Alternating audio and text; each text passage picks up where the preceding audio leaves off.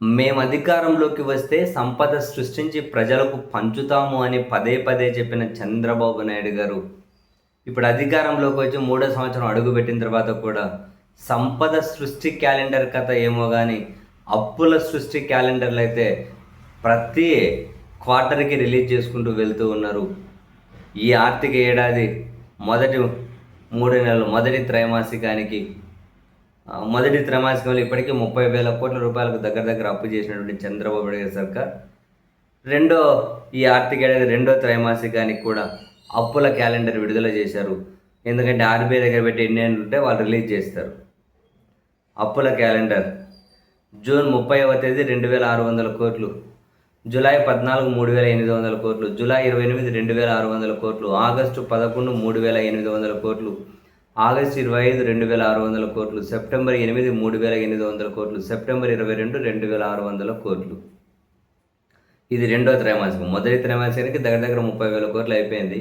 ఇది రెండో త్రైమాసికం. ఇది కేవలం ఆర్బీఐ నుంచి చేసే అప్పుల క్యాలెండరే.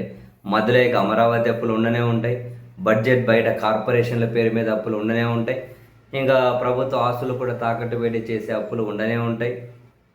ఇవి ఓన్లీ ఆర్బీఐ నుంచి చేసే అప్పులు అని మీరు గుర్తుపెట్టుకోవాలి. చేబదుళ్ళు ఉంటాయి మధ్యలో.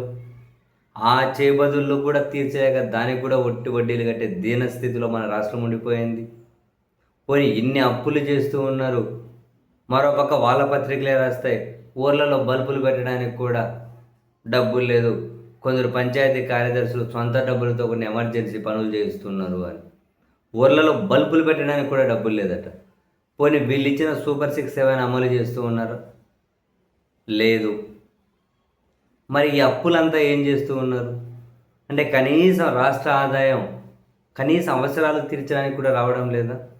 ప్రభుత్వం అంత దారుణమైన స్థితిలో ఉందా? మరి సర్కార్ ఏం చేస్తుంది? అసలు ఏ ఒక్క ప్రశ్నకైనా సూటిగా సమాధానం దొరుకుతుందా? ఏమైనా అంటే ప్రభుత్వాలను విమర్శిస్తే, వీళ్ళు చేసిన ఘనకార్యాలు కనుక బయటపెడితే, వీళ్ళు చేసిన ఘనకార్యాల గురించి ఎవరైనా ప్రశ్నిస్తే అది ప్రభుత్వం మీద కుట్రదారులందరూ కలిసి వస్తున్నారంట. ఎక్కడైనా కనీసం అర్థం ఉంది? అప్పుల క్యాలెండర్ ఎన్ని అప్పులు, ఏం చేస్తున్నారో తెలియట్లే.